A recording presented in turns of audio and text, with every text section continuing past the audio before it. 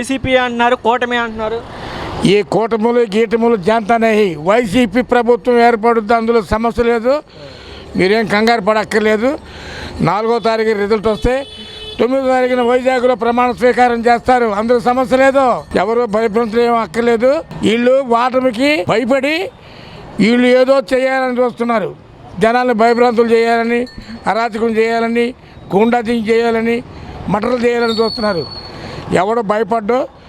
రేపు గవర్నమెంట్ వచ్చేది వైఎస్ఆర్ పార్టీ, జగన్మోహన్ రెడ్డి ముఖ్యమంత్రి అవుతాడు, అందులో సమస్య లేదు. ఇక వైనాడు 175 వైసీపీ అంటుంది, టీడీపీ 160 సీట్లు అంటారు కూటమి. వాళ్ళ ముఖం అనుకుంటారు.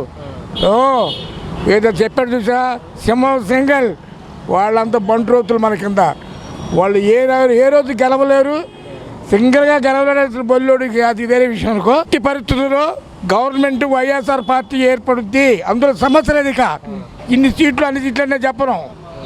ఇదివరకు 151 వచ్చింది, వాళ్ళు 175 అన్నారు.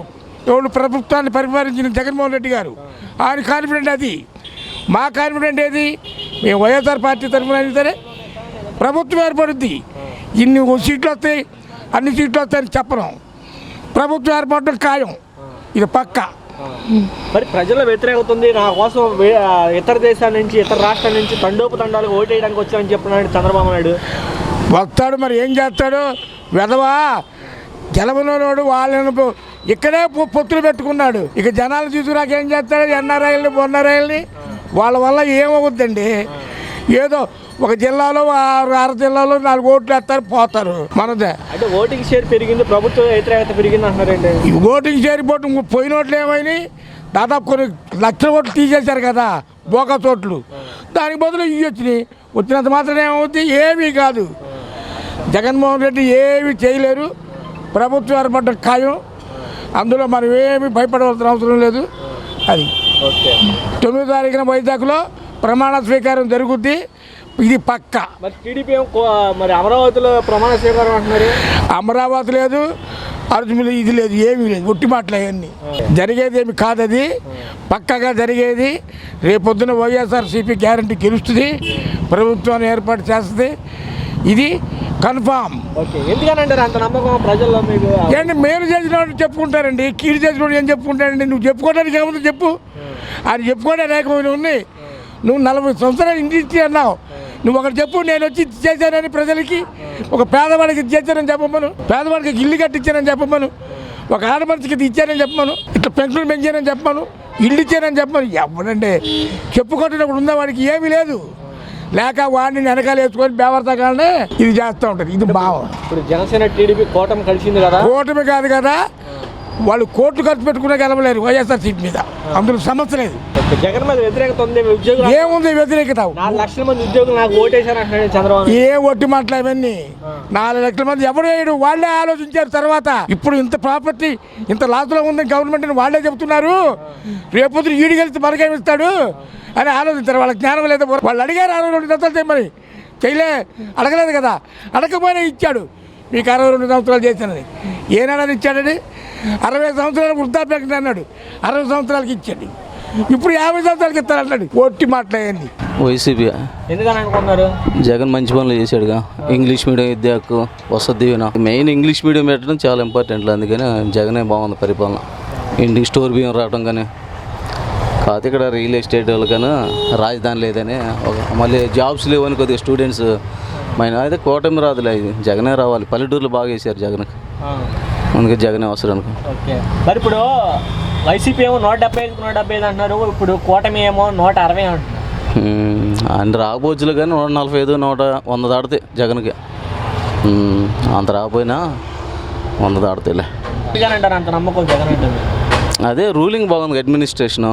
పేదలకి సంక్షేమం లేదా, పేదరికం ఎందుకు తగ్గలు? ఇండియాలో ఇన్ని సంవత్సరాలు రిజర్వేషన్ ఎందుకు ఉంచారు? 15 ఏళ్ళు పెట్టారు రాజ్యాంగంలో.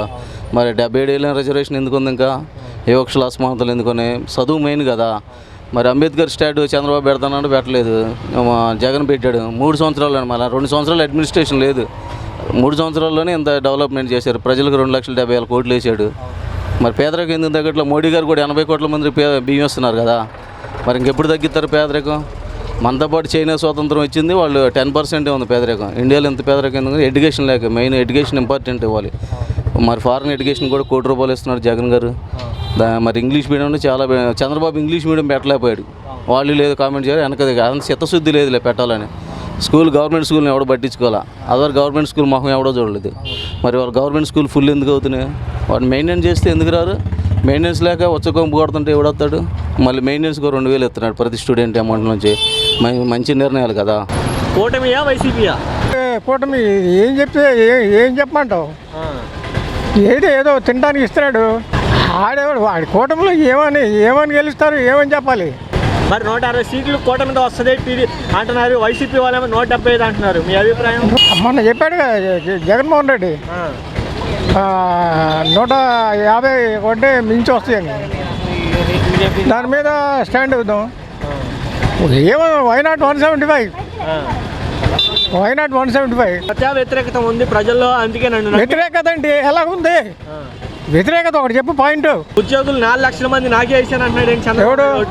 చంద్రబాబు నాకు వైసీపీకి వేసాను నేనంట. వాడేదో పెద్ద చెత్తనా కూడా అంటూ ఉంటాడు. అదేంది వాడి మాటలు ఎవడన్నా నమ్ముతాడా? ఇదివరకు రోజులు చంద్రబాబు నాయుడు ఇదివరకు రోజుల్లో అబద్ధాలు చెప్తే నమ్మేవాళ్ళు, ఇప్పుడు నమ్మరు. కాలం మారింది బ్రదర్. అందరికి చేరిపోయింది. వీడు ఏం చెప్తాడు, ఏం చేస్తున్నాడు అన్నీ వాళ్ళకి తెలుసు. నాగార్జున రెడ్డి ఒక ఆయన ఉన్నాడు శివ, ఆయన ఇంటర్వ్యూ చేశాడు చాలామంది. వాళ్ళు నేను ఇంటర్వ్యూ చేయట్లేదు కాదు, వాళ్ళే నన్ను ఇంటర్వ్యూ చేస్తున్నాడని చెప్తాడు ఒకసారి. వాళ్ళే ఇంటర్వ్యూ చేస్తున్నారంటే ఏంటి, బాగా చైతన్యం వచ్చేసిందంట. ఇప్పుడు ఇదివరకులాగా నమ్మరు. మీరు చెత్త మీడియాలు ఇవన్నీ రాసుకొని ఏమన్నా చేసుకొని నమ్మరు. ఒక కారణం ఉండాలి. నాకు ముద్ద పెడుతున్నాడా, ఓటేస్తారు. ఆడేం చేశాడు? కొన్ని ఉద్యోగాలందరూ వేసాడు. నువ్వు కారణం చెప్పు. అంటే చంద్రబాబు నాయుడు నమ్మి రాష్ట్రంలో అభివృద్ధి లేదు. నమ్ముతా ఎలా నమ్మంటావు? ఒక కారణం చెప్పు. నువ్వే చెప్పు ఒక కారణం. అంటే ఓటేయడానికి తండోపతండాలుగా వచ్చారని చెప్తున్నాడు ఇక చంద్రబాబు నాయుడు. అవునా? ఆడి చెప్తాను. ఇంకేం చెప్తాడు? ఏం చెప్పమంటావు? ఇంకా తండోపతండాలు కదా, మొత్తం నాకే పడినా అంటాడు. అభివృద్ధి లేదు అంటున్నారండి. అమ్మ గోళ అభివృద్ధి ఎట్ట అభివృద్ధి అయిందట? ఇప్పుడు నీకు డబ్బులు ఇచ్చాడా? షాప్కి వెళ్ళేది కొనుక్కుంటున్నావు కదా, కొనుక్కుంటాం అభివృద్ధిగా. ఆయన బతుకుతాడు కదా, నేను డబ్బులు ఇస్తాడు కదా, పెట్రోల్ పోయించుకుంటాడు కదా, అదే అభివృద్ధి కదా. ఇంకేంటి మీకు కావాల్సింది? అభివృద్ధి అంటే ఏంటి వాడికి తెలీదు, అడిగినోడికి తెలీదు. ఏది చేసినా అభివృద్ధి అంటాడు. అరే కారణం చెప్పు. గెలుస్తానంటే ఈ యొక్క 100 కారణాలు చెప్తాడు. ఎవరు? జగన్మోహన్ రెడ్డి. ఇదిగో ఇది చేశాను, నన్ను గెలిపించండి. లేదు నేను మంచి చేస్తేనే నన్ను గెలిపించండి, లేకపోతే తీసేయమని చెప్తుంటే మరి ఆ దమ్ము ఇడికి లేదుగా. అదే ఆ దమ్ము అంటే మనగాడంటే మన టీడీపీ వాళ్ళ అమరావతిలో ప్రమాణ స్వీకారం అంటారు, వైసీపీ వాళ్ళేమో ఎవరు నాయన అనుకోని బాబు, అనుకోని బాబు. మీకేం మీ అభిప్రాయం ఎక్కడైతే బాగుంటుంది అంటే అమరావతి, విశాఖపట్నం? విశాఖపట్నం అందరికీ సమానంగా ఉంటుంది కదా. పట్టణం అది నగరం, అది పట్టణం కాదు కదా. వాడేదో వాగుతాడు, మీదేదో వాగుతామంటారు. ఏం ఉపయోగం? అంటే ఇది అమరావతి అనేది అన్ని రాష్ట్రాలు. అరే చెత్త అమరావతి ఎత్తపక. ఎందుకు అమరావతి అంటారు? అంటే రాష్ట్రంలో మయానం ఉందంట ఇది. ఏంటి అమరావతి మయానా? 40 కిలోమీటర్లు అవతల మయానం ఉంది. అరే దీంట్లో పెట్టాడుగా, ఏంటి మేనిఫెస్టోలో పెట్టాడుగా. గెలుస్తాడు, గెలిస్తే ఆల్రెడీ అయిపోయినట్టే. వాడేదో పిచ్చినా కొడుకు కాదు చంద్రబాబు నాయుడు. ఏదో వాగుతుంటాడు, పని నా కొడుకు. వాడు చెప్తాడు ఇలాగ అన్నారు కదా, ఉద్యోగులు వేస్తున్నాడు కదా, తండోపతందాలకు వచ్చారు. వాడేదో అంటే నన్ను అడగమంటే కారణం చెప్పాలి కదా తమ్ముడు. ప్రజలు అట్లా అంటున్నాడు ఆయన చంద్రబాబు. అవునయ్యా, నేను అంట. వాడేదో ఇప్పుడు వాడు ఓడిపోయినాడు, ఏదో ఒకటి వాగుతూ ఉంటాడు. బాగానే వాడేదో అన్నాడు, ఎంకగాడు పొల్లగాడు ఎవడో అన్నాడు. వాడికి ఏదో అన్నాడని నేను సమాధానం చెప్తా. కారణం చెప్పాలంటే నేను నాకు సమాధానం లేదు కదా. ప్రజల్లో వ్యతిరేకత ఉందా? వ్యతిరేకత చెప్పు. ఏం వ్యతిరేకత ఉంది? తిండి పెడుతున్నాడా లేదా? డబ్బులు ఇస్తున్నాడా లేదా?